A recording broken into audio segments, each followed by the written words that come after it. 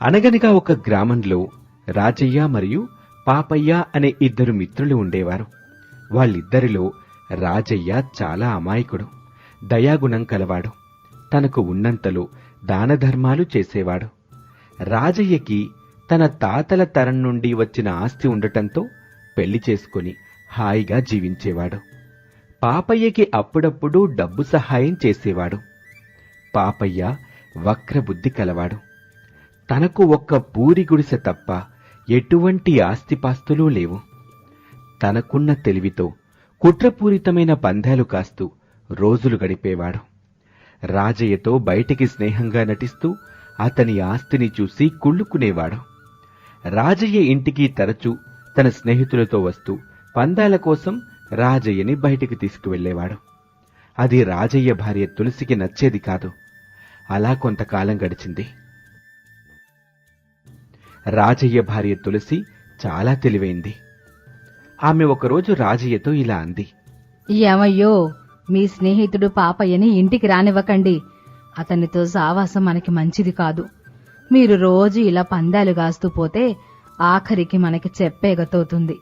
నేను మీకు ఎన్నోసార్లు చెప్పాను, ఈ పందాలాడ్డం మానేయండి అని. ఇలా మందలించింది భార్య. రాజయ్య ఆ మాటలేవీ పట్టించుకోకుండా బయటికి వెళ్లిపోయాడు.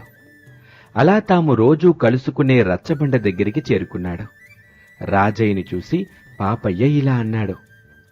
ఏంటి రాజయ్య, ఈ మధ్యలో అసలే రావటం లేదు అని అనటంతో రాజయ్య ఇలా అన్నాడు. ఇంట్లో మా ఆవిడతో పోరుబడలేక చేస్తున్నా. ఈ పందాలాడ్డం మా ఆవిడికి ఇష్టం లేదు. పేనుకి బెత్తనం ఇస్తే నెత్తెంతా కొరిగిందంట. ఇంట్లో ఆడాలకి బెత్తనం ఇస్తే ఏక మన పని అంతే. అది సరేగాని సరదాగా ఒక పందెం వేసుకుందామా అని అనటంతో రాజయ్య అందుకు సరే అన్నాడు. అప్పుడు పాపయ్య ఇలా అడిగాడు. నిన్ను ఒక పొడుపు కథ అడుగుతాను. దానికి నువ్వు సరైన సమాధానం చెప్తే నీకు 1000 వరహాలిస్తాను. ఒకవేళ నువ్వు సమాధానం చెప్పలేకపోతే నాకు 1000 వరహాలివ్వాలి అని అనటంతో రాజయ్య సరే అన్నాడు. తిరిగే దీపం, గాలివానకి ఆగని దీపం, చమురు లేని దీపం ఏంటది అని అడగటంతో రాజయ్య ఒక్క క్షణం ఆలోచించి ఇలా అన్నాడు. మిత్రమా, ఈసారి గెలుపు నాదే. నువ్వు అడిగిన ప్రశ్నకి సమాధానం మినుగురు పురుగు అని చెప్పటంతో పాపయ్య ఇలా అన్నాడు. అద్భుతం మిత్రమా, నీ తెలివి అమోఘం. నువ్వు సరైన సమాధానం చెప్పావు అని 1000 వరహాలని రాజయ్యకిచ్చాడు. అవి తీసుకుని రాజయ్య సంతోషంగా అక్కడి నుంచి వెళ్లిపోయాడు. ఆ తర్వాత పాపయ్య స్నేహితుడొకడు పాపయ్యతో ఇలా అన్నాడు. ఏంటి మిత్రమా, అంత సులువైన పొడుపు కదడిగి 1000 వరహాలు పోగొట్టుకున్నావు? పందెంలో ఎప్పుడూ నేనే గెలిస్తే రాజయ్యకి పందెం ఆడాలన్న కుతూహలం తగ్గిపోతుంది. అందుకే అప్పుడప్పుడు మనం పందెం ఓడిపోవాలి. అదే తెలివైనోడి రహస్యం. రాజయ్యతో నేను ఆడాల్సిన అసలైన పందెం ముందుందిలే. ఆ రోజు కోసమే ఎదురు చూస్తున్నాను అని పాపయ్య ముగించాడు. అలా కొన్ని రోజులు గడిచాయి. అలా ప్రతిరోజు పాపయ్య రాజయ్యతో పందెం కాయటం, కావాలనే ఓడిపోవటం జరిగేది. అమాయకుడైన రాజయ్య పందెం గెలిచినప్పుడల్లా తనకంటే తెలివిగల వాళ్లు ఎవ్వరూ లేరని ఉప్పొంగిపోయేవాడు. అలా కొన్ని రోజులు గడిచాక పాపయ్య అనుకున్న రోజు రానే వచ్చింది. పాపయ్య రాజయ్యలు తాము రోజూ కలుసుకునే రచ్చబండ దగ్గర సమావేశమయ్యారు. పాపయ్య రాజయ్యతో ఇలా అన్నాడు. మిత్రమా, మనం పందెం కాసి చాలా రోజులైంది. సరదాగా ఒక పందెం కద్దామా అని అనటంతో రాజయ్య సరే అన్నాడు. దాంతో పాపయ్య, మిత్రమా, ఎన్ని రోజులు ఇలా చిల్లర పందాలు? ఈసారి ఏదైనా పెద్ద పందెం ఆడదాం అని అంటంతో రాజయ్య అందుకు సరే కానీమన్నాడు. అప్పుడు పాపయ్య, మిత్రమా, నేను నిన్నొక ప్రశ్న అడుగుతాను. దానికి నువ్వు సరైన సమాధానం చెప్పాలి. ఒకవేళ చెప్పలేకపోతే నీ యావదాస్తిని నాకివ్వాలి. ఆ తర్వాత నువ్వు నన్నొక ప్రశ్న అడుగు. నేను సమాధానం చెప్పలేకపోతే నా యావదాస్తిని నీకు రాసిస్తాను అని అనటంతో అమాయకుడైన రాజయ్య ఒక్క క్షణం ఆలోచించి ఇంతకు ముందు పందాల్లో తానే ఎక్కువసార్లు గెలిచాడు అని మనసులో అనుకుని సరే అన్నాడు. వరి పంటకి భూమిని వెడల్పుగా దున్నాలా లేక లోతుగా దున్నాలా అని అడగటంతో వ్యవసాయం మీద అవగాహన లేని రాజయ్య భూమిని లోతుగా దున్నాలి అని సమాధానమిచ్చాడు. దాంతో పాపయ్య, మిత్రమా, నువ్వు తప్పు సమాధానం చెప్పావు. వరి పంట వేయాలంటే భూమిని దున్నాల్సింది లోతుగా కాదు, వెడల్పుగా.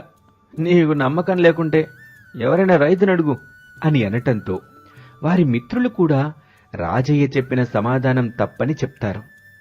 వాళ్ళు రాజయ్యతో, నువ్వు తప్పు సమాధానం చెప్పావు కాబట్టి నీ ఆస్తి మొత్తం పాపయ్యకి చెందుతుంది. ఇక ఇప్పుడు నీ వంతు, నువ్వు పాపయ్యని నీ ప్రశ్న అడుగు అంటారు.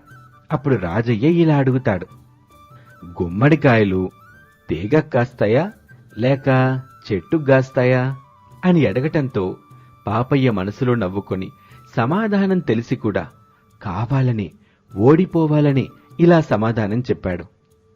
మిత్రమా, గుమ్మడికాయలు చెట్టుకే కాస్తాయి అని సమాధానం చెప్పటంతో అప్పుడు రాజయ్య, మిత్రమా, నువ్వు చెప్పిన సమాధానం తప్పు. గుమ్మడికాయలు తీగకు కాస్తాయి, కావాలంటే నువ్వు కూడా ఎవరినన్నా రైతునడుగు అని అనటంతో వాళ్ల మిత్రులు కూడా పాపయ్య తప్పు సమాధానం చెప్పాడని అన్నారు. మొదటి పందెం పాపయ్య గెలిచాడు కాబట్టి రాజయ్యకు చెందిన ఆస్తి మొత్తం పాపయ్య సొంతం అవుతుంది. అలాగే రెండవ పందెం రాజయ్య గెలిచాడు కాబట్టి పాపయ్యకు చెందిన ఆస్తి మొత్తం రాజయ్యకి చెందుతుంది. కనుక మీరిద్దరూ మీ ఆస్తుల్ని మార్చుకోండి అని స్నేహితులు సలహా ఇచ్చారు. దానికి రాజయ్య మనసులో బాధపడుతూ రేపింటికొస్తే కాగితం రాసిస్తాను అని చెప్పి అక్కడి నుంచి వెళ్ళిపోయాడు.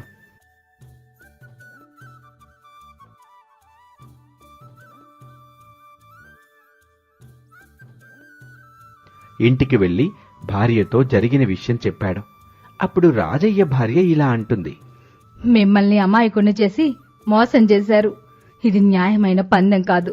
మీరు వాళ్లతో సహవాసం చెయ్యొద్దంటే నా మాట వినలేదు. ఇప్పుడు చూడండి, ఆస్తి మొత్తం పందెంలో ఓడిపోయొచ్చారు. ఎవరొస్తారో రానివ్వండి, ఆస్తిలో చిల్లి గవ్వ కూడా ఇవ్వను అని కోపంగా అంటుంది. మరుసటి రోజు ఉదయం పాపయ్య తన మిత్రుల్ని వెంటబెట్టుకుని ఆస్తి కోసం రాజయ్య ఇంటికొచ్చి మొత్తం ఆస్తిని రాసివ్వాలని అడిగాడు. దానికి రాజయ్య భార్య తులసి ఇలా అంటుంది, అమాయకుణ్ణి మోసం చేసి పందెంలో గెలిచారు. అసలు ఇది పందెమే కాదు. మీకు మా ఆస్తిలో ఒక చిల్లి గవ్వ కూడా ఇవ్వను. ఎవరికి చెప్పుకుంటారో చెప్పుకోండి అని అనటంతో పాపయ్య ఇలా అంటాడు, నీ భర్త ఒప్పుకున్నాకే మేము ఈ పందెం కాసాం. దీనికి వీళ్ళందరూ సాక్ష్యం. మీరు గనక మొత్తం ఆస్తి నాకు రాసివ్వకపోతే నేనెళ్ళి న్యాయాధికారిని కలుస్తాను. మీ సంగతేంటో అక్కడే తేల్చుకుంటాను అని అక్కడి నుంచి కోపంగా పాపయ్య వెళ్లిపోయాడు. మరుసటి రోజు ఉదయం రాజయ్యని న్యాయాధికారి దగ్గరకు పిలిపిస్తాడు పాపయ్య. న్యాయాధికారి రాజయ్యని ఉద్దేశించి ఇలా అంటాడు, ఏం రాజయ్య, నువ్వు పందెం ఓడిపోయి నీ ఆస్తిని ఇవ్వనంటున్నావంట కదా, నిజమేనా అని అడగటంతో రాజయ్య జరిగిందంతా పూసగుచ్చినట్టు న్యాయాధికారికి వివరించాడు.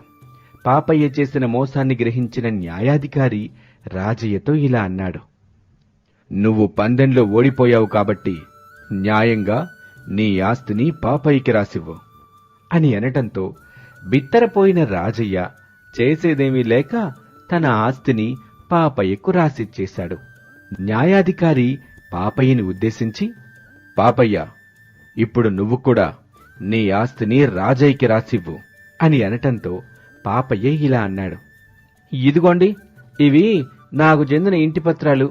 వీటిని రాజయ్య పేరుపైన రాసి తీసుకొచ్చాను అని అనటంతో న్యాయాధికారి ఇలా అన్నాడు, చూడు పాపయ్య, మొదట నువ్వు పందెం గెలిచావు కాబట్టి నీకు రాజయ్య ఆస్తి మొత్తం వచ్చింది. ఇప్పుడు రాజయ్య ఆస్తి మొత్తం నీ సొంతం. రెండోసారి పందెం రాజయ్య గెలిచాడు కాబట్టి నీ ఆస్తి మొత్తం రాజయ్యకి చెందుతుంది. ఇప్పుడు రాజయ్య దగ్గర గెలిచిన ఆస్తి మరియు నీ ఆస్తి మొత్తం కలిపి కాగితం రాసివ్వు అని న్యాయాధికారి అనటంతో పాపయ్య కంగు తిన్నాడు. మొహం తెల్లబోయింది. దాంతో న్యాయాధికారితో ఇలా అన్నాడు, అయ్యా, తప్పైపోయింది. బుద్ధి గడ్డి తిని ఈ పని చేశాను. నన్ను క్షమించండి అని అనగానే, నిన్ను క్షమించాల్సింది నేను కాదు, నీ స్నేహితుడు రాజయ్య.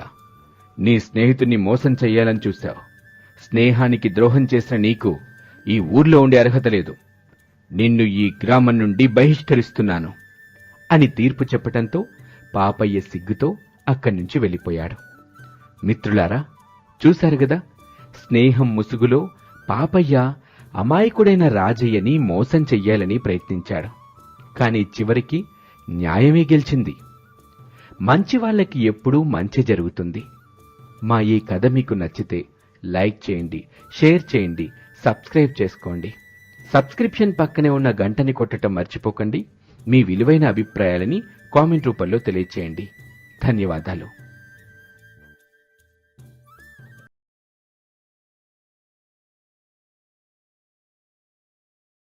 ఒక ఊరిలో కొమరయ్య, మంగమ్మ అనే ఇద్దరు దంపతులు ఉండేవారు. వారు చాలా పేదవాళ్లు. వారికి పిల్లల్లేరు. వారికి భైరవుడు అనే పెంపుడు కుక్క కూడా ఉండేది. కొమరయ్య, మంగమ్మ దంపతులకి పిల్లలు లేకపోవటంతో భైరవుణ్ణి చాలా ఇష్టంగా చూసుకునేవారు. అది కూడా వారి పట్ల చాలా విశ్వాసంగా ఉండేది. కొమరయ్య ఇంటి పక్కనే గంగడు అనేవాడు ఉండేవాడు. వాడు చాలా దుర్మార్గుడు. ఒంటరిగానే నివసించేవాడు. వాడు అప్పుడప్పుడు దొంగతనాలు కూడా చేసేవాడు. వాడిని చూస్తేనే ఊర్లో అందరూ భయపడేవారు. ఒకరోజు కొమరయ్య కట్టెలు తేవడానికి అడవిలోకి వెళ్లాడు. అతన్ని భైరవుడు కూడా అనుసరించాడు. కొమరయ్య కొన్ని కట్టెలు సేకరించి కాసేపు విశ్రాంతి తీసుకుందామని ఒక చెట్టు కింద కూర్చున్నాడు. ఇంతలో ఆ చెట్టుకి కొంచెం దూరంలో భైరవుడు ఏదో తవ్వటం చూశాడు. భైరవుణ్ణి ఎంత పిలిచినా రాకుండా అదే పనిగా తవ్వుతూ ఉండటంతో ఏంటా అని అక్కడికి వెళ్లి చూశాడు. అక్కడ కొమరయ్యకి కొన్ని బంగారు నాణేలు కనబడ్డాయి. అప్పుడు కొమరయ్య మరింత లోతుగా గొయ్యి తవ్వాడు. అక్కడ చాలా బంగారు నాణేలు కనిపించాయి. అది చూసి కొమరయ్య చాలా సంతోషపడి వాటిని తీసుకుని అక్కడి నుండి ఇంటికి వెళ్లి జరిగిందంతా తన భార్యతో చెప్పాడు. అప్పుడు మంగమ్మ ఇలా అంటుంది, మనల్ని ఏ దేవుడు కరుణించాడో, ఇంత బంగారం దొరికింది. ఇక మన కష్టాలన్నీ తీరినట్టే అని అనటంతో కొమరయ్య ఇలా అన్నాడు, మనం ఇంత బంగారాన్ని ఏం చేసుకుంటాం? దీనిలో కొంత మనం ఉంచుకొని మిగిలిందంతా పేదవాళ్ళకి పంచిపెడదాం అని అనటంతో మంగమ్మ కూడా సరే అంటుంది. ఆ తర్వాత కొమరయ్య ఆ బంగారాన్ని కొంతమంది నిరుపేదలకి పంచిపెట్టాడు. ఈ విషయం ఆ నోటా ఈ నోటా గంగడికి కూడా తెలిసింది. అప్పుడు గంగడు మనసులో ఇలా అనుకున్నాడు, ఈ ముసలాళ్లకు ఎంత బంగారం దొరికింది. దీన్ని అనవసరంగా అందరికీ పంచిపెడుతున్నారు. నేను కూడా ఆ కుక్కను తీసుకుని అడవికెళ్లి దాని సహాయంతో చాలా బంగారాన్ని సంపాదిస్తాను అని అనుకుని కొమరయ్య ఇంటికి వెళ్లాడు. గంగడు వెళ్లిన సమయానికి కొమరయ్య ఇంట్లో లేకపోవడంతో మంగమ్మతో గంగడు ఇలా అంటాడు, మంగమ్మత్త, కొమరయ్య మామ ఇంట్లో లేడా అని అనటంతో మంగమ్మ ఇలా అంటుంది, లేడయ్యా, సరుకుల కోసం ఊర్లోకెళ్ళాడు. ఏంటయ్యా ఇలా వచ్చావు అని అనటంతో గంగడు ఇలా అంటాడు, ఏం లేదత్తా, కట్టెల కోసం అడవికి వెళ్తున్నా. తోడు కోసం కాస్త మీ భైరవుణ్ణి వెంట పెట్టుకుని వెళ్తాను అని అనటంతో దానికి మంగమ్మ సరే అంటుంది. గంగడు భైరవుణ్ణి వెంటబెట్టుకుని అడవిలోకి వెళ్లిపోయాడు. ఆ తర్వాత సాయంకాలం సమయానికి ఇంటికొచ్చిన కొమరయ్య భైరవుడు కనిపించకపోవటంతో ఏంటి భైరవుడు కనిపించటం లేదు అని మంగమ్మని అడుగుతాడు. మంగమ్మ గంగడు అడవికి తీసుకెళ్లిన విషయం చెప్తుంది. చీకటి పడే వేళైనా గంగడు భైరవుణ్ణి ఇంకా తీసుకురాకపోవటంతో గాబరా పడిన కొమరయ్య గంగడి ఇంటికి వెళ్లి ఇలా అంటాడు, మా భైరవుణ్ణి అడవికి తీసుకెళ్లావంట కదా, నువ్వు మాత్రమే తిరిగొచ్చావు, మా భైరవుడెక్కడా అని అనటంతో గంగడి ఇలా అంటాడు, అది మీకు బంగారంకి దారి చూపించింది కదా, నాకు కూడా చూపిస్తుందని అడవికి తీసుకెళ్లాను. అది తవ్విన చోట చూస్తే రాళ్ళు రప్ప తప్ప ఏమీ కనిపించలేదు. దాంతో నీ భైరవుని చంపి అదే గొయ్యిలో పూడ్చిపెట్టొచ్చాను అని అనటంతో కొమరయ్య కన్నీరు మున్నీరయ్యాడు. గంగణ్ణి ఏమీ అనలేక ఏడుస్తూ భైరవుణ్ణి పూడ్చిపెట్టిన దగ్గరికి వెళ్ళాడు.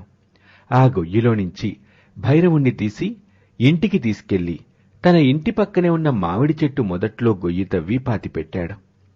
ఆ తర్వాత ఈ విషయం మంగమ్మకు తెలియచేశాడు. దాంతో మంగమ్మ కూడా ఎంతో బాధపడింది. భైరవుడు తమతో లేకపోయేసరికి భార్యాభర్తలిద్దరూ ఎంతో విలపించారు. అలా కొంతకాలం గడిచింది. ఊర్లో వర్షాలు లేక కరువు విలయతాండవం చేసింది. ఊర్లో ప్రజలు తినటానికి తిండి లేక విలవిల్లాడిపోయారు. కొమరయ్య ఒకరోజు ఉదయం లేచి చూసేసరికి ఇంటి పక్కన ఉన్న మామిడి చెట్టు కొమ్మ ఒకటి విరిగిపడి ఉంటుంది. అది చూసిన కొమరయ్య ఆ చెట్టు కొమ్మల్లో కొన్నింటిని వంటకు ఉపయోగించి మిగిలిన మొద్దుతో ఒక కొయ్య పాత్రని తయారు చేస్తాడు. ఒకరోజు మంగమ్మ ఆ కొయ్య పాత్రలో కొన్ని పాలు పోస్తుంది. అంతే, కాసేపటికి ఆ పాత్ర మొత్తం పాలతో నిండిపోతుంది. అది చూసిన మంగమ్మ ఆశ్చర్యపోయి ఆ పాత్రలో కొన్ని బియ్యం వేసి చూస్తుంది. అంతే, వెంటనే ఆ పాత్రంతా బియ్యంతో నిండిపోతుంది. మంగమ్మ చాలా సంతోషించి కొమరయ్యతో ఇలా అంటుంది.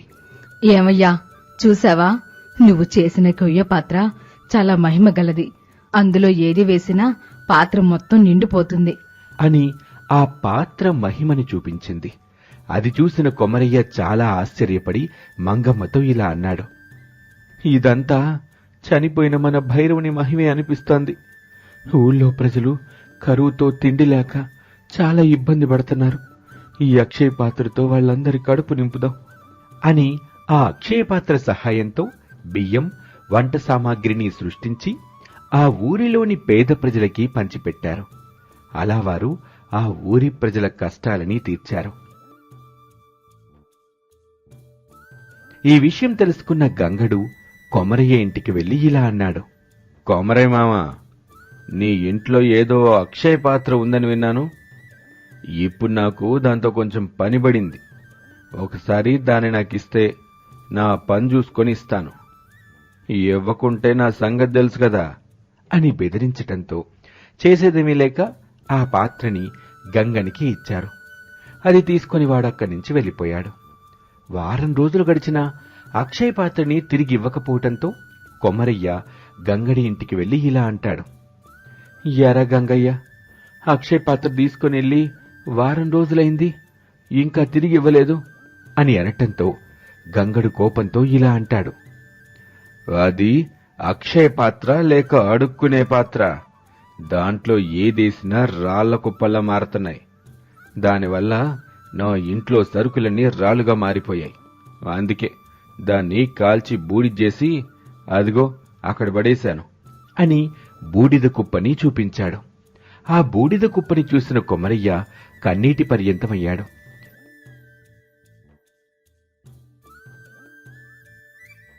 చేసేదేమీ లేక ఆ బూడిదని తీసుకుని ఇంటికెళ్లి తన ఇంటి దగ్గర ఉన్న మామిడి చెట్టు మొదట్లో పోశాడు.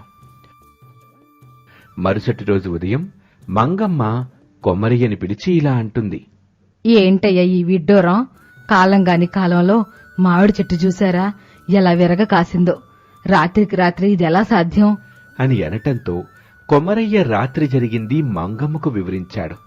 కొమరయ్య ఆ బూడిదని తీసుకుని తమ ఇంటి ఆవరణలో ఉన్న కూరగాయల మొక్కలపైన చల్లాడు.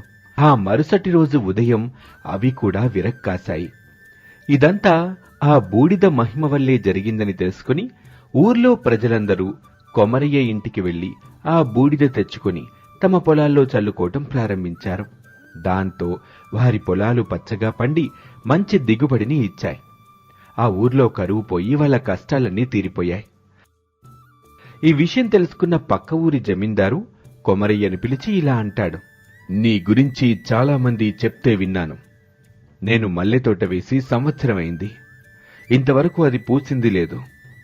ఈ తోటని పూసేలా చేస్తే నీకు మంచి బహుమానం ఇస్తాను అని అనటంతో కొమరయ్య ఇలా అంటాడు.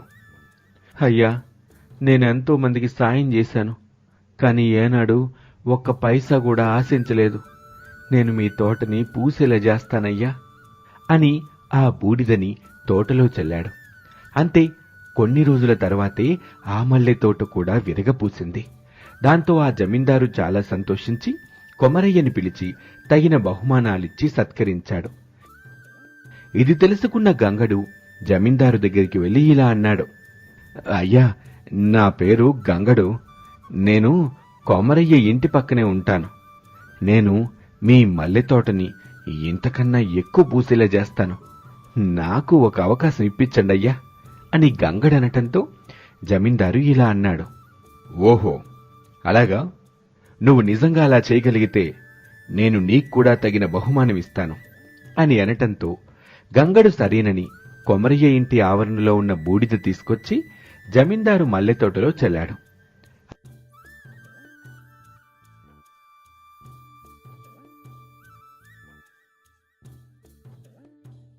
మరుసటి రోజు నుంచి మల్లెతోట మెల్లమెల్లగా పూయటం తగ్గిపోయి కొన్ని రోజుల్లోనే పూర్తిగా ఎండిపోయింది. అది చూసి ఆగ్రహించిన జమీందారు గంగన్ని పిలిపించి దేహశుద్ధి చేశాడు. తగిన శాస్తి జరిగిందని గంగడు అక్కడి నుంచి వెళ్లిపోయాడు. మిత్రులారా, చూశారుగా, ఈ కథలో గంగడు ఎన్నోసార్లు కొమరయ్యకి చెడు చేద్దామని చూశాడు. అయినా కూడా కొమరయ్య దంపతులకి ఏదో ఒక రూపంలో మంచి జరుగుతూనే వచ్చింది. దానగుణం, మంచితనం కలవారికి ఏ రోజు కూడా కష్టాలనేవి దరిచేరవు. మా ఈ కథ మీకు నచ్చినట్లయితే లైక్ చేయండి, షేర్ చేయండి, సబ్స్క్రైబ్ చేసుకోండి. అందరికీ ధన్యవాదాలు. పుకారు తెచ్చిన నష్టం.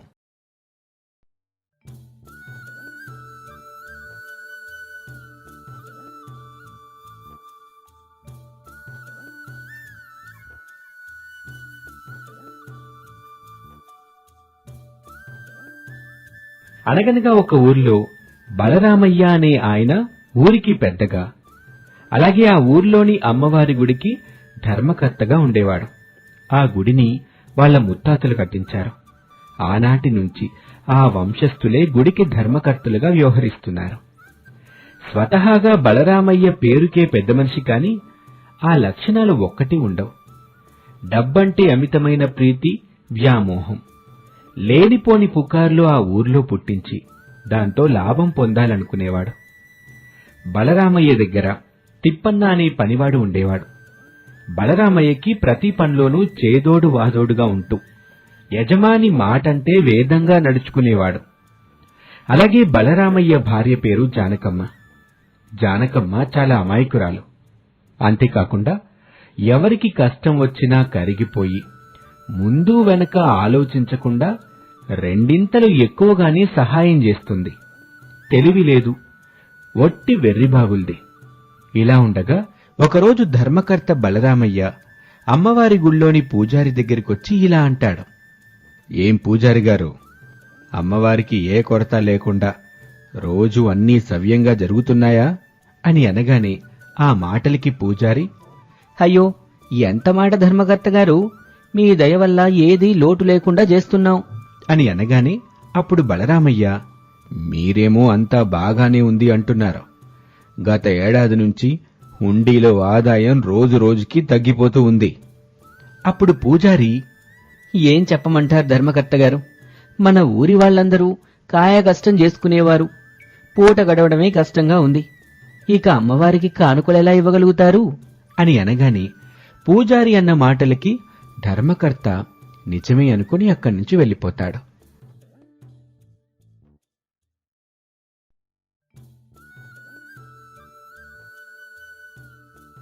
ఒకరోజు ధర్మకర్త గారి భార్య జానకమ్మ దగ్గరికి కనకమ్మ అనే మరొక ఆమె వచ్చి ఇలా అంటుంది. దండాలమ్మా, నేను మీకోసమే వచ్చానమ్మా అని అనగానే ఆ మాటలకి జానకమ్మ ఇలా అంటుంది. కనకం, బాగున్నావా? మీ అమ్మాయి పెళ్లి పనులు ఎలా జరుగుతున్నాయి? అంత సంతోషమే కదా అని అనగానే ఆ మాటలకు కనకమ్మ, మీకు తెలియందే ఉందమ్మా, పెళ్లి ఖర్చులకి చాలా ఇబ్బంది పడుతున్నామమ్మా. మీ కాడ 1000 వరహాలు అడుగుదామని వచ్చానమ్మా అని అనగానే ఆ మాటలకి జానకమ్మ, 1000 సరిపోతాయి, ఇదిగో 2000 వరహాలు ఇస్తున్నాను, తీసుకో.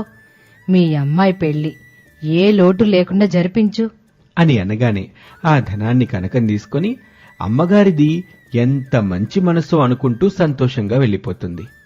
అప్పుడే వచ్చిన ధర్మకర్త భార్య చేసిన పని చూసి, నేను కష్టపడి కూడబెట్టిన ధనాన్ని జానకి ఇలా దోచిపెడుతూ ఉంటుంది, అడిగితే అలా చేయటం తప్ప అంటుంది అని అనుకొని తన పనివాడితో ఇలా అంటాడు. అరే తిప్పన్న, ఈ ఊర్లో వాళ్ళకి మీ అమ్మగారి అమాయకత్వాన్ని ఆసరాగా తీసుకోవడం బాగా అలవాటైపోయిందిరా. ఏదోటి చెయ్యాలి. ఏం చెయ్యాలో చెప్పండి అయ్యగారు, నేనున్నాను కదేటి, ఇట్టేసి ఇటుకిలో చేసేస్తాను అని అనగానే బలరామయ్య బాగా ఆలోచించి అతని చెవిలో ఏదో చెప్తాడు.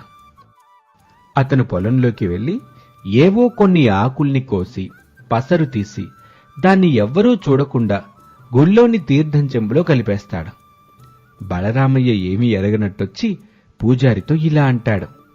పూజారి గారు, మీకు ఒక విషయం చెప్పాలండి అని అనగానే పూజారి, చెప్పండి ధర్మకర్త గారు, మీరు నాతో చెప్పడానికి ఎందుకంత సందేహపడుతున్నారు? మీరన్నట్టు కొంచెం సందేహమే. మీకు నమ్మకం కుదరకపోతే ఎలా అని. అయినా చెప్పటం నా ధర్మం. వినటం వినకపోవటం మీ ఇష్టం. నాకు ఎందుకో చాలా భయంగా ఉంది. రాత్రి అమ్మవారి దర్శనం నాకు కలిగింది. అమ్మవారిని దర్శించుకుని మీరు ఎంతో పుణ్యం చేసుకున్నారు. మీరేమో పుణ్యం అంటున్నారు, కాని అమ్మవారేమో మన ఊరికి ఏదో ఆపద రాబోతుంది అని చెప్పి ఆపద రాకుండా ఆపాలంటే ప్రతిఫలంగా ప్రతి ఇంటి నుంచి ఒక్కొక్క బంగారు కాసుని దానంగా అమ్మవారికి సమర్పించాలని చెప్పింది. లేకపోతే తీవ్ర నష్టం జరుగుతుందంట. ఏమంటున్నారండి మీరు? అమ్మవారు అలా ఎందుకు సెలవిచ్చారు? అసలే మన ఊరి వాళ్ళు కటిక పేదవాళ్లు. వాళ్ల శక్తికి మించి ఏమీ ఇచ్చుకోలేరని అమ్మవారికి మాత్రం తెలియదా అని పూజారి అంటూ ఉండగానే బలరామయ్య, నేను చెప్పాల్సింది చెప్పాను, ఇక మీ ఇష్టమని అక్కడి నుంచి వెళ్ళిపోతాడు. గుడికొచ్చిన భక్తులకి పూజారి తీర్థం సమర్పిస్తారు. అది తాగిన వాళ్ళు తాగినట్టుగానే మూర్ఛపోయి కింద పడిపోతూ ఉంటారు. అది గమనించిన పూజారి ధర్మకర్త గారు చెప్పింది నిజమేనేమోనని అనుకొని మళ్లీ ధర్మకర్త దగ్గరికొచ్చి, అయ్యా ధర్మకర్త గారు, మీరన్నది నిజమైనట్టుంది. తీర్థం తాగిన వాళ్ళు తాగినట్టుగా పడిపోయారు. నాకెందుకో చాలా ఆందోళనగా ఉంది. మీరొకసారి రండి అని అనగానే పూజారితో కలిసి బలరామయ్య గుడి దగ్గరికొచ్చి పడిపోయిన వాళ్ళని చూస్తాడు. ఈ ఊర్లో వాళ్ళందరితో దానం ఇప్పిస్తానని అమ్మవారిని వేడుకోండి పూజారి గారు అని అనగానే పూజారి గారు అలాగే వేడుకుంటారు. కింద పడిన వాళ్ళు నిద్రలో నుంచి లేచినట్లు లేస్తారు. ఆ క్షణం పూజారి గారు ఊర్లో వాళ్ళందరికీ బలరామయ్య చెప్పిన విషయాన్ని తెలియచేస్తాడు. ఆ విషయం ఒకరి నుంచి ఇంకొకరికి పాకుతూ ధర్మకర్త గారి భార్య జానకమ్మ చెవిన కూడా పడుతుంది. ఈ విషయాన్ని భర్తకు చెప్పాలని ఆయన దగ్గరకొస్తుంది జానకమ్మ. ఏమండి, మన ఊరికి ఆపద రాపోతుందంట పూజారి గారు తెలియజేశారు. ఒక్క కాసు ఎందుకండి, మన దగ్గర ఎక్కువ ఉన్నాయి కదా, 10 కాసులు తీసుకెళ్లి అమ్మవారికి ఇచ్చొద్దామండి అని అనగానే ఆ మాటలకి బలరామయ్య, పిచ్చిదానా, నేను గుడికి ధర్మకర్తని. గుడి నాది. ఊర్లోని ప్రజలకి ఆపద ధర్మకర్తగాదు. అమ్మవారు ఎప్పుడూ మనవైపే ఉంటారు. మనల్ని ఏమీ చేయరు. ఇప్పటి వరకు నువ్వు చేసిన దానాలు చాలు, మనమేమీ ఇవ్వవసరం లేదు. నేను బయటకెళ్తున్నాను, నువ్వెక్కడికి వెళ్లకు అని జానకమ్మని అరిచి అక్కడి నుంచి బలరామయ్య సంతోషంగా గుడికి వెళ్తాడు. ఒక్కొక్కరు బంగారు కాసుల్ని సమర్పిస్తూ ఉంటే అది చూసి ఆనందపడిపోతూ ఉంటాడు. అప్పుడు తన పనివాడు తిప్పన్నతో బలరామయ్య ఇలా అంటాడు. చూశావా, నేను వేసిన పాచిక్కి తిరిగేలేదు. కాని నేను చెప్పింది చెప్పినట్టు చేశావురా తిప్ప అని చెప్పి నవ్వుకుంటూ తన మనసులో ఇలా అనుకుంటాడు. ఈరోజు అర్ధరాత్రి సమయంలో వచ్చి ఈ బంగారం అంతా తీసుకుని ఏ దొంగలో అమ్మవారి హుండీని దోచుకెళ్లారనే పుకారు బుట్టించాలి అని అనుకొని ఆ రోజు రాత్రి తను నమ్మిన బంటు తిప్పనని వెంటబెట్టుకుని గుడికొచ్చి చూస్తాడు. అప్పుడు గుళ్ళోని హుండీ ఖాళీగా ఉంటుంది. అది చూసి ఆశ్చర్యపోయి, నేను తీసుకోవాలనుకున్న బంగారమంతా ఏమైపోయింది? ఒకవేళ పూజారి గారు తీసి జాగ్రత్త చేశారా అనుకుంటాడు. ఉదయాన్నే అడుగుదామని ఇంటికొచ్చి పడుకుంటాడు. కాని అతనికి నిద్ర పట్టకపోగా బంగారమే కనిపిస్తూ ఉంటుంది. మరుసటి రోజు ఉదయాన్నే బలరామయ్య పూజారిని కలవాలని ఆతురతగా లేచి బయటకు వెళ్తూ తన ఇంట్లో పెట్టె ఖాళీగా ఉండటం చూసి భార్యతో ఇలా అంటాడు. జానకి, ఈ పెట్టెంతా ఖాళీగా ఉంది. ఇందులో ఉండాల్సిన బంగారమంతా ఏమైంది? మెరుగు పెట్టడానికి ఏమన్నా ఇచ్చావా? అయినా నన్ను అడగకుండా ఏమీ చేయొద్దన్నాను గదా అని అనగానే ఆ మాటలకి జానకమ్మ, అయ్యో రామా, మెరుగు పెట్టడానికి నేనెందుకు ఇచ్చానండి? ఊర్లో వాళ్ళందరికీ దానం ఇచ్చాను కదా అని అనగానే ఆ మాటలకి బలరామయ్యకి గుండాగినంత పనవుతుంది. కొంత సమయం తర్వాత తేరుకొని, ఏమన్నావ్? ఊర్లో వాళ్ళకి దానమిచ్చావా అని అనగానే ఆ మాటలకి జానకమ్మ, మరేం చేయమంటారు, మనం కూడా ఊర్లో మనుషులమే కదా, మనకు కూడా ఆపదొస్తుంది కదా. మీరేమో గుడికి వెళ్ళొద్దన్నారు, అమ్మవారికి ఏమీ ఇవ్వొద్దన్నారు. అమ్మా, మా ఆయన గుడికెళ్ళొద్దన్నాడు, నీకేమీ ఇవ్వొద్దన్నాడు కాబట్టి నీ పేరు చెప్పుకొని ఊర్లో వాళ్ళందరికీ దానం ఇస్తున్నాను, మమ్మల్ని ఏమీ చేయకు అని అమ్మవారికి మొక్కుకొని అందరికీ దానం చేశానండి. నేను చేసిన దానం వల్ల మనకి ఎంత పుణ్యం వస్తుందో తెలుసా మీకు అని చెప్పగానే ఆ మాటలకి బలరామయ్యకి బుర్ర తిరిగిపోతుంది. తల విరిగి నేలపైన పడినంత పనవుతుంది. ఇంతలో పూజారి గారు ధర్మకర్త గారింటికొచ్చి, అయ్యా, మన గుళ్ళో దొంగలు పడి బంగారం అంతా దోచుకెళ్లిపోయారు అని చెప్తాడు. ఆ మాటతో ఇంకా కుంగిపోయి బాధతో బలరామయ్య పూజారి గారితో ఇలా అంటాడు. పూజారి గారు, మనం ఒకటి దలిస్తే దేవుడు ఇంకోటి దలుస్తాడంటారు. అది నిజమేనండి. నేను లాభం పొందాలని అమ్మవారిపైన అబద్ధం చెప్పి తీర్థంలో ఆకుపసరు గలిపి అందరూ మూర్చపోయేలాగా చేసి మిమ్మల్ని నమ్మించి పుకారు బుట్టించాను. ఆ పుకారు వల్ల గుళ్ళో సంపదే కాదు, నా ఇంట్లోని సంపద కూడా నాకు దక్కలేదు. నన్ను క్షమించండి. ఇంకెప్పుడు ఇలాంటి పుకార్లు బుట్టించే పని చేయను అని పశ్చాత్తాపంతో అమ్మవారిని మనసారా వేడుకుంటాడు బలరామయ్య. మిత్రులారా, చూశారు గదా, బలరామయ్య పుట్టించిన అబద్ధపు పుకారు వల్ల అతను తన మొత్తం సంపదని కోల్పోవాల్సి వచ్చింది. అందుకే స్వార్థంతో ఎప్పుడు మనం ఒకరిని ముంచాలి అని చూస్తే మనమే మునిగిపోక తప్పదు. కాని ఒకటి మాత్రం గుర్తుపెట్టుకోండి, పుకార్లు శత్రువుల ద్వారా పుట్టి అజ్ఞానుల ద్వారా పాకి మూర్ఖుల ద్వారా అంగీకరించబడతాయి అంటారు. కాబట్టి పుకారుల్ని నమ్మి అజ్ఞానంతో మూర్ఖులుగా మారకండి. ఈ మా కథ మీకు నచ్చినట్లయితే లైక్ చేయండి, షేర్ చేయండి, మా ఛానల్ని సబ్స్క్రైబ్ చేసుకోవటం మర్చిపోకండి.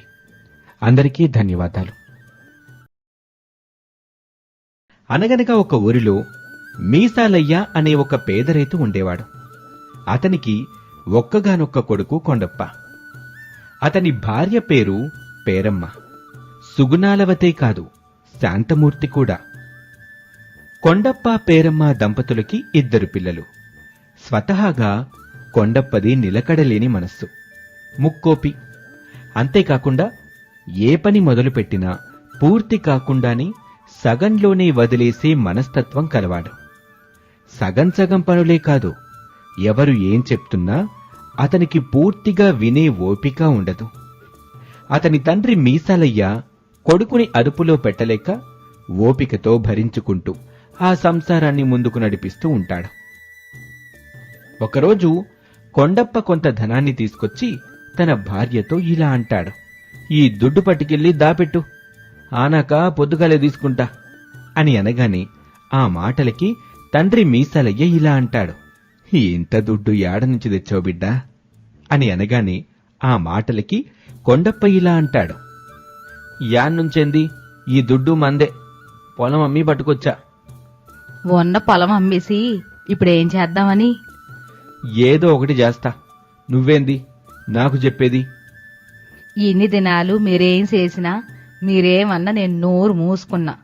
మన నోట్లో మనమే మట్టి కొట్టుకున్నట్టుగా ఉన్న పొలాన్ని అమ్మేసి ఎట్లాగయ్యా అని పేరమ్మ ఏదో చెప్తూ ఉండగా కొండప్ప కళ్ళు పెద్దవి చేసి ఇంక నోరు తెరవకు అని గద్దిస్తూ ఉండగా తండ్రి మీసాలయ్య, నేను నీ కన్న తండ్రిని, నేనింకా బతికే ఉన్నా.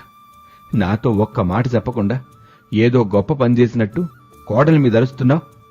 నానేమీ సెడపని చేయలా. ఇన్ని దినాలు పొలం దున్ని ఏం బాగుపడ్డాం? ఎక్కడేసిన గొంగళి అక్కడే అన్నట్టుగా ఉందిగా. అని అనగానే ఆ మాటలకు తండ్రి, నాతో చెప్పకుండా నువ్వమ్ముడేంది? ఎందుకు చెప్పాలా? నువ్వు పోయేటప్పుడు పట్టుకుని పోతావా అని తండ్రితో వాదించి బయటకు వెళ్లిపోతాడు కొండప్ప. మరుసటి రోజు కొండప్ప భార్య దగ్గర ఆ ధనం తీసుకుని పొరుగురు వెళ్లి వ్యాపారం మొదలు పెడతాను అని చెప్పి వెళ్లిపోతాడు. కొడుకు మాటలు విన్న తండ్రి కోడలితో ఇలా అంటాడు, ఈడేం వ్యాపారం చేసి వెలగబెడతాడు? 2 పిల్లలు పుట్టినా ఈడికి బాధ్యత తెలియడం లేదు. మనల్ని ముంచుతాడో తేలుస్తాడో ఆ దేవుడికే ఎరుక అని అంటూ ఉండగా ఎవరో ఒక వృద్ధుడు గుమ్మం వాకిట్లోకి వచ్చి బిచ్చం కోసం నిలబడి ఉంటాడు. అతన్ని గమనించిన పేరమ్మ బిచ్చం తీసుకుని రాగా ఇంతలో మీసాలయ్య బయటకొచ్చి అతనితో, యామయ్యా, ఈ వయసులో ఇలా ఇంటింటికి తిరుగుతున్నావు, నీకు బిడ్డల్లేరా అని అనగానే ఆ మాటలకి ఆ వృద్ధుడు, ఎందుకు లేరయ్యా, నాకు 4 కొడుకులు అని అనగానే ఆశ్చర్యంతో మీసాలయ్య ఇలా అంటాడు, 4 కొడుకుల్ని పెట్టుకుని నీకీ బ్రతుకేంటయ్యా? పేరుకే 4 కొడుకులయ్యా. ఎవరో అన్నట్టు 1 కొడుకుంటే నట్టింట్లో తిండి, 4 కొడుకులుంటే నడివీధిలో తిండి అన్నట్టయిపోయింది నా బ్రతుకు అని బిచ్చం తీసుకుని ఆ వృద్ధుడు వెళ్లిపోతాడు. అతన్ని చూస్తూ నిలబడిపోయిన మీసాలయ్య తన మనసులో ఇలా అనుకుంటాడు, నీకు 4 కొడుకులున్నా నువ్వు నడివీధి తిండి అంటున్నావు. నాకు ఒక్కడే కొడుకు, పిడికడు మెతుకులు కాదు గదా, కనీసం నన్ను ప్రశాంతంగా కాటికి పంపిస్తాడో లేదో అని నిరాశగా కొడుకు కోసం ఎదురు చూస్తూ ఉంటాడు. అలా 2 రోజులు గడిచిన తర్వాత కొడుకు కొండప్ప ఇంటికొచ్చి చిరాకుగా వాకిట్లో అటూ ఇటూ తిరుగుతూ ఉంటాడు. అతన్ని చూసిన తండ్రికి విషయం అర్థమవుతుంది. కొడుకు దగ్గరకొచ్చి ఇలా అంటాడు, వ్యాపారం పోయినావు, నీకు శాత కాదని నేను ముందే చెప్పాను, నా మాట నీ చెవికెక్కలేదు అని అనగానే ఆ మాటలకి కొండప్ప, వ్యాపారం చేద్దామని పోయాను, అది నాకు నచ్చలా తిరిగొచ్చేశా, మనూర్లోనే ఎరువుల వ్యాపారం పెట్టుకుంటాను అని అనగానే ఆ మాటలకి తండ్రి కోపంతో ఇలా అంటాడు, నీకెట్టా చెప్తే అర్థమవుతుందిరా, మంచిగా పనిలో పెట్టిస్తే పట్టు అని 4 దినాలు కూడా ఆ పనికి పోలే, ఉన్నట్టుండి పొలం అమ్మి వ్యాపారం అని పోతివి, 2 రోజుల తర్వాత వచ్చి మళ్ళీ ఇంకొక వ్యాపారం అంటున్నావు, ఇది కూడా నచ్చకపోతే అప్పుడేం చేస్తావు? చూడు బిడ్డ, మనం పేదవాళ్ళం, మనకు రెక్కాడితే గాని డొక్క నిండకపాయే అని చెప్తూ ఉండగానే కొండప్ప తండ్రి మాటలు వినిపించుకోకుండా వెళ్లిపోతాడు. అలా వెళ్తూ ఉండగా దారిలో ఒక చెట్టు నీడన ఆగి కాసేపు అక్కడ విశ్రాంతి తీసుకుందామని కూర్చోగా చెట్టుకి అటువైపు రంగయ్య మంగయ్య ఇద్దరూ మాట్లాడుకుంటూ ఉంటారు. అరే రంగయ్య, నా చిన్నప్పుడు మా తాత చాలా చాలా కథలు బోలెడు విషయాలు చెప్పేవాడు. నీకోటి తెలుసా, అప్పట్లో అడిగితే వరాలిచ్చే చెట్లు కూడా ఉండేవంట అని అనగానే ఆ మాటలకి రంగయ్య ఇలా అంటాడు, మా తాత కూడా చెప్పిండు, అప్పట్లో ఏంది, ఇప్పుడు కూడా అలా వరాలిచ్చే చెట్టు ఎక్కడుందో తెలుసా? మా నూరికి ఉత్తరాన 12 మైళ్ళ దూరంలో ఉన్న సముద్రాన్ని దాటిపోతే ఆడ పెద్ద అడవిలో ఉందంట అని అనగానే ఆ మాటలకి మంగయ్య, అవునరా, మా తాత చెప్పాడు, ఆ చెట్టుని వరాలిచ్చే కల్పవృక్షం అని పిలుస్తారంట. ఆ చెట్టుని తెచ్చి మన ఇంటి ముందు పెట్టుకుంటే మనం ఎన్నో వరాలు అడిగి ఎంత బాగా బతకొచ్చో గదా అని వాళ్ళిద్దరూ మాట్లాడుకుంటూ ఉండగా వాళ్ల మాటలు విన్న కొండప్ప, ఎలాగైనా నేను ఆ చెట్టుని వెతికి తీసుకొచ్చి వరాల్ని పొందాలి అనుకుంటూ అక్కడి నుంచి బయలుదేరతాడు. అలా నడిచి నడిచి చాలా దూరం వస్తూ దారి మధ్యలో దొరికిన పండ్లు పలహారాలు తింటూ అక్కడక్కడా సేద తీరుతూ తన ప్రయాణాన్ని కొనసాగిస్తూ ఉంటాడు. కొన్ని రోజులకి కొండప్ప గాజులపురం అనే ఊరికి చేరుకుంటాడు. అప్పటికే చాలా అలసిపోతాడు. ఆ ఊరిని దాటుకుని కొంచెం దూరం రాగా ఒక చిన్న ఇల్లు కనిపిస్తుంది. కాసేపు సేద తీరదామని అక్కడ కూర్చుంటాడు. ఆ ఇంట్లో 2 దంపతులుంటారు. ఆ ఇంటి యజమాని అంకయ్య కొండప్పని చూసి ఇలా అంటాడు, చూస్తంటే బాగా అలసిపోయినట్టున్నావు అని అనగానే ఆ మాటలకి కొండప్ప, అవునయ్యా, నేను చాలా దూరం నుంచి వస్తున్నాను, నా పేరు కొండప్ప, ఇదిగో ఈ పక్కనే సముద్రం దాటి పోవాలి. మీరు నాకు సాయం చేస్తారా అని అనగానే ఆ మాటలకి అంకయ్య, తప్పకుండా చేస్తాను. ఎంతకీ నువ్వు ఏ పని మీదొచ్చావు? ఎక్కడి వరకు వెళ్ళాలి అని కొండప్పని అడగగానే, నేను వరాలిచ్చే చెట్టు కల్పవృక్షం కోసం వచ్చాను. మీకు తెలిస్తే నాకు సాయం చేయండి. తప్పకుండా చేస్తాను. కానీ ఈ రోజుకి ఇక్కడే విశ్రాంతి తీసుకో. మాకేం పర్వాలేదు. రేపు దాని గురించి మాట్లాడదాం అని అతనికి తినడానికి తిండి పెట్టి విశ్రాంతి తీసుకోమంటారు. మరుసటి రోజు కొండప్పతో అంకయ్య ఇలా అంటాడు, కల్పవృక్షం కోసం ఇక్కడ్నుంచి ఇంకా చాలా దూరం పోవాలి. ఇప్పటికే చాలా రోజులు ప్రయాణం చేసి నువ్వు అలసిపోయావు. కొన్ని రోజులు ఇక్కడే ఉండు. తర్వాత నీకా వృక్షాన్ని తీసుకురావడానికి నేను సహాయం చేస్తాను. నాకు పనివాళ్లు దొరకడం కష్టంగా ఉంది. ముందు నాకు నా పొలం పనిలో కొంచెం సాయం చెయ్యి అని అనగానే కొండప్ప సరేనని అతనితో పాటు పొలం పనులు చేస్తూ ఉంటాడు. నేలని దున్ని విత్తనాలు వేయటం, తోటలకు నీళ్లు పట్టటం, మందులు చల్లటం, ఎరువులు వేయటం, ఇలా అన్ని పనుల్లో సహాయపడుతూ తను ఎందుకు వచ్చాడో కూడా మరచిపోయి పనిలో మునిగిపోతాడు. అలా కొన్ని రోజులకి పంట బాగా పండి అంకయ్యకి మంచి లాభాలు వస్తాయి. వచ్చిన లాభంలో సగం వాటా తీసి కొండప్పకిస్తూ అంకయ్య ఇలా అంటాడు, నీకు ధన్యవాదాలు కొండప్ప. ఎంతో సాయం చేశావు. మంచి లాభాలొచ్చాయి. అందుకే ఈ ధనం నీకిస్తున్నాను, తీసుకో అని అనగానే ఆ మాటలకి కొండప్ప, అయ్యో, నాకు ఈ ధనం కాదండి కావాల్సింది. అసలొచ్చిన పని మర్చిపోయాను. నేను కల్పవృక్షం కోసం వెళ్ళాలి. మీరు సాయం చేస్తానన్నారు కదా, మర్చిపోయారా అని అనగానే ఆ మాటలకి అంకయ్య, చూడు కొండప్ప, ఒకప్పుడు నేను నీలాగే కల్పవృక్షాన్ని వెతుక్కుంటూ సొంత ఊరిని, మంచి వ్యాపారాన్ని వదిలి దేశదిమ్మరిగా ఎంతో సంపాదించొచ్చు అనుకుని ఆ వృక్షం వల్ల అన్ని కష్టాలు తీరతాయని ఊహించుకుంటూ తిరిగాను. నువ్వు కూడా నాలాగే నమ్మొచ్చావని, ఆ వృక్షం కోసం నేను పడ్డ కష్టాలు నీకు రాకూడదని నేనే కావాలని నిన్ను ఆపాను. అలాంటి వృక్షాన్ని దేవదారు వృక్షాలు అంటారు. దేవతలు ఈ నేలపై నడిచినప్పుడు ఉండొచ్చేమో గాని అవి దేవతలకే తెలుస్తుంది. మనం సామాన్య మానవులు, మనకెలా తెలుస్తాయి అని అనగానే ఆ మాటలకి కొండప్ప, అదేంటయ్యా మీరు చెప్పేది? అసలు అలాంటి వృక్షమే లేదన్నట్టు మాట్లాడుతున్నారు. ఆ మాటలకి అంకయ్య, అలాంటివి లేవు అని నేను చెప్పట్లేదు. తొందరపడకు. నేను చెప్పేది కొంచెం శాంతంగా విను. ఈ నేలపైన కొబ్బరి చెట్టు, తాటి చెట్టు, ఉసిరి చెట్టు, ఇలా ఎన్నో చెట్లు కల్పవృక్షాలే. ఎందుకంటే మనకి అనునిత్యం అవి పండు ఫలాన్ని అందిస్తూ ఉంటాయి. అంతెందుకు, నువ్వు ఎన్ని రోజులు కష్టపడ్డావు, ఎంత మంచి పంట పండించావు, ఎన్ని మంచి లాభాలొచ్చాయి. మరి ఇవి కూడా కల్పతరువులే గదా. నేను కూడా ఆ ఊహల్లో నుండి బయటకొచ్చి చిన్న చిన్న పనులు చేసుకుని ఇప్పుడు సొంతంగా నా వ్యవసాయం నేను చేసుకుంటూ సంతోషంగా ఉన్నాను అని అనగానే ఆ మాటలకి కొండప్ప ఇలా అంటాడు, మీరు చెప్పేది నిజమే కాని అని తటపటాయిస్తూ ఉండగా అంకయ్య, మనం ఏ పని చేసినా దానిలో చిత్తశుద్ధి ఉండాలి. అంతకు మించి ఓపిక ఉండాలి. తొందరపాటు పనికిరాదు. ఏ వ్యాపారంలో అయినా లాభ నష్టాలు తప్పవు.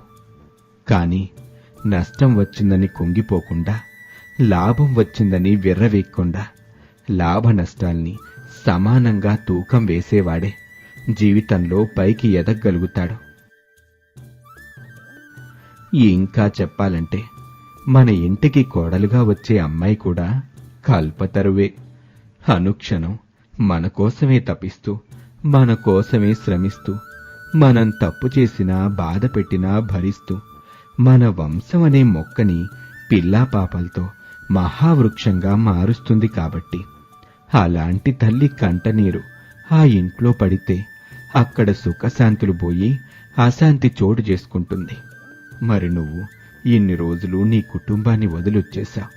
వాళ్ళు ఎంత బాధపడుతుంటారో ఆలోచించావా అని అనగానే ఆ మాటలకి కొండప్ప, అజ్ఞానంతో మూసుకుపోయిన నా కళ్ళు తెరిపించారు. సత్యాన్ని కళ్లకు కట్టినట్టు వివరించారు. మీ మేలు నేను ఎన్నటికీ మర్చిపోలేను అని చేసిన తప్పుని తెలుసుకుని అంకయ్యకి కృతజ్ఞతలు చెప్పి అతను ఇచ్చిన ధనం తీసుకుని ఇంటికి పయనమవుతాడు. ఇక్కడ మీసాలయ్య కొడుకు కనిపించకపోవటంతో మంచాన పడి ఉంటాడు. పేరమ్మ తను కష్టపడి పిల్లల్ని మామగారిని కంటికి రెప్పలా చూసుకుంటూ ఉంటుంది. మరుసటి రోజు ఉదయాన్నే ఇంటికొస్తాడు కొండప్ప.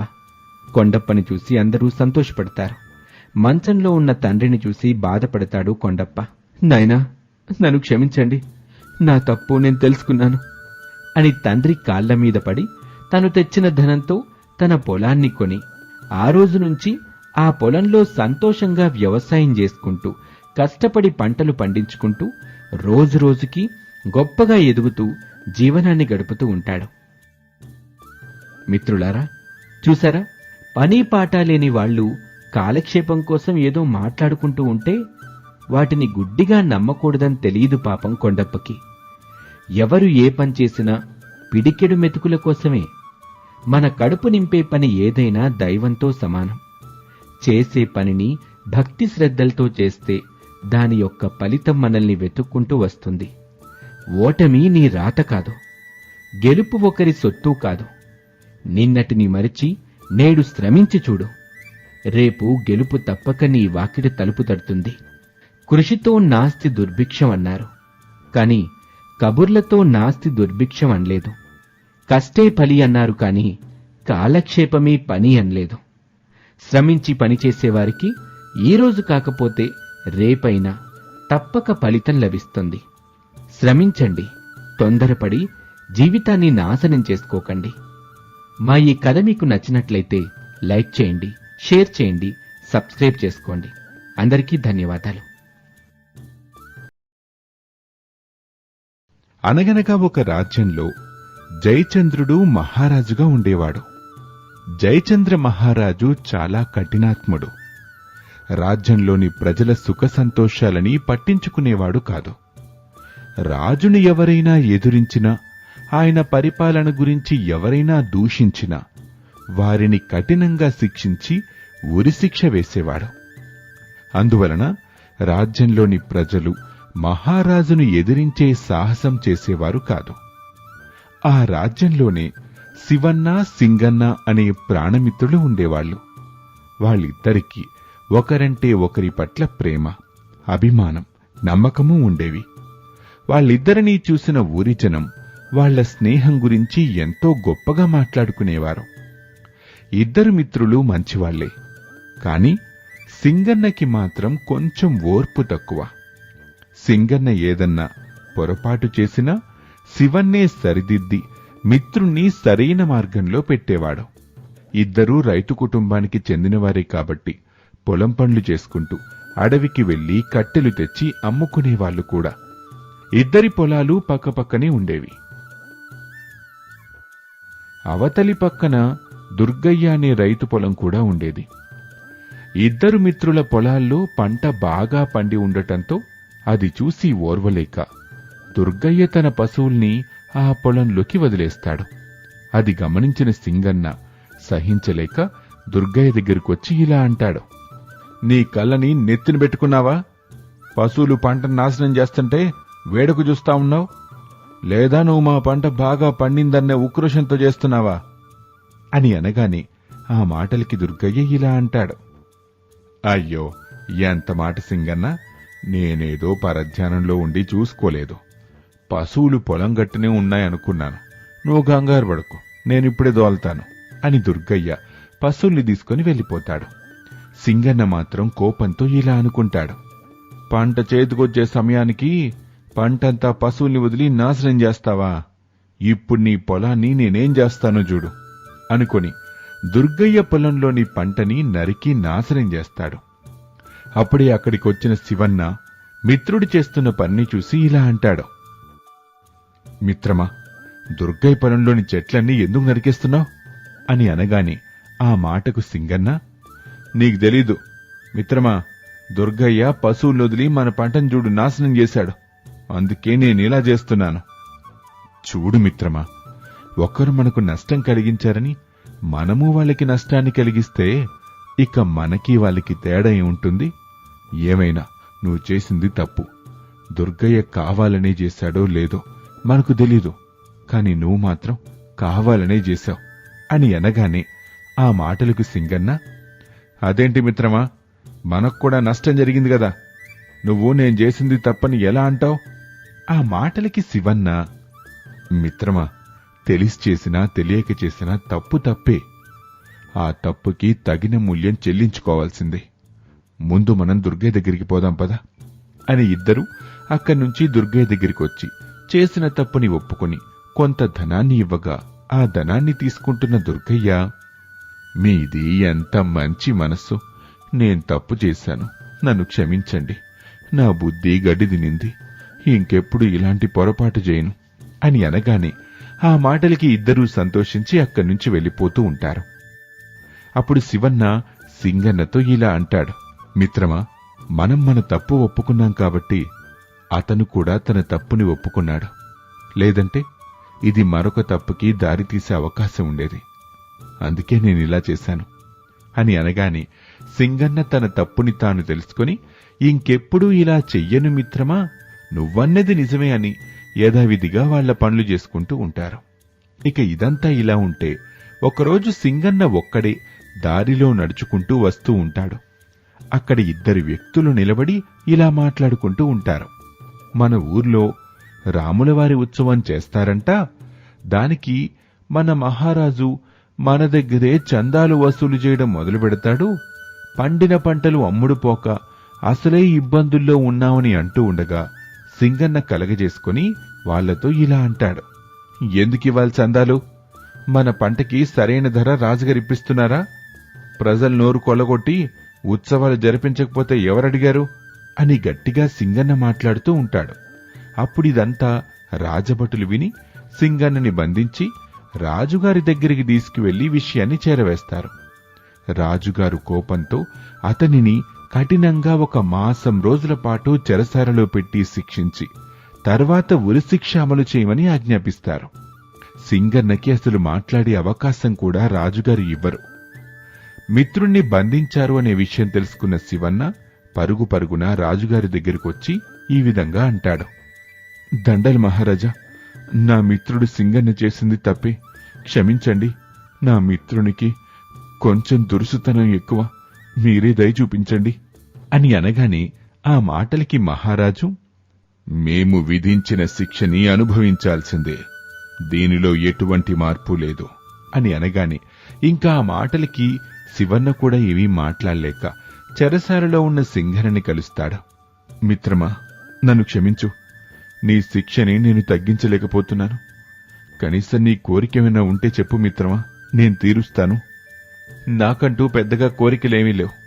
మా చెల్లికి పెళ్లి చేసి మా అమ్మకి ఒక దారి చూపించాలి అని అనగానే అప్పుడు శివన్న, మిత్రమా, నీ శిక్షని నేననుభవిస్తాను, నువ్వెళ్ళి చెల్లికి పెళ్లి చేసి తిరిగిరా అని ఉరిశిక్ష వేసిన వ్యక్తికి చివరి కోరిక తీర్చే అవకాశం ఇవ్వమని మంత్రిగారికి చెప్పి రాజుగారిని ఒప్పించి సింగన్నని అక్కడ్నుంచి పంపించి మిత్రుని శిక్షని శివన్న అనుభవిస్తూ ఉంటాడు.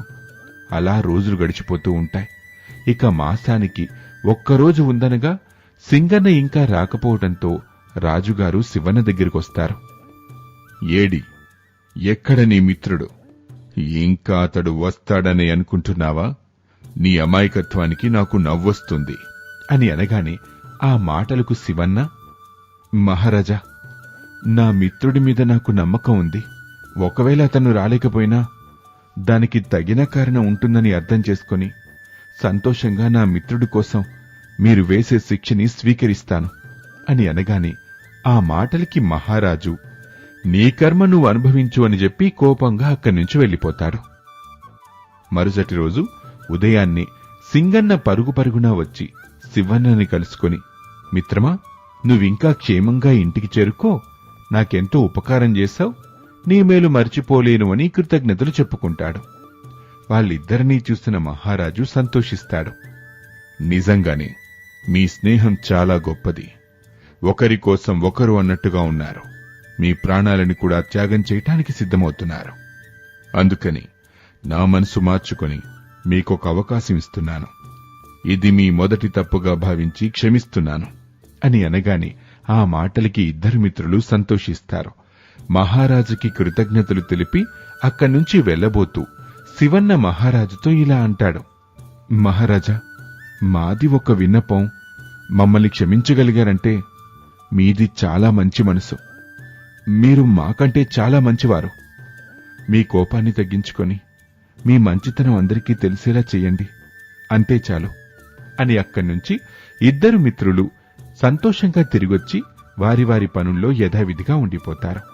కొన్ని మాసాలు గడుస్తాయి. తరువాత రాజుగారు కోపాన్ని తగ్గించుకొని అందరినీ ప్రేమగా మంచిగా పలకరిస్తూ రాజ్యపాలన చేయటం మొదలు పెడతారు. ఆ రోజు నుంచి ప్రజలు సుఖ సంతోషాలతో మహారాజుని దేవుళ్లా కొలుస్తూ ఉంటారు. ఇలా కొంతకాలం తర్వాత రాజభవనమంతా తీవ్రమైన బాధతో నిండిపోతుంది. మహారాజుగారి కుమార్తె రాకుమారి రోగగ్రస్తురాలు అవుతుంది.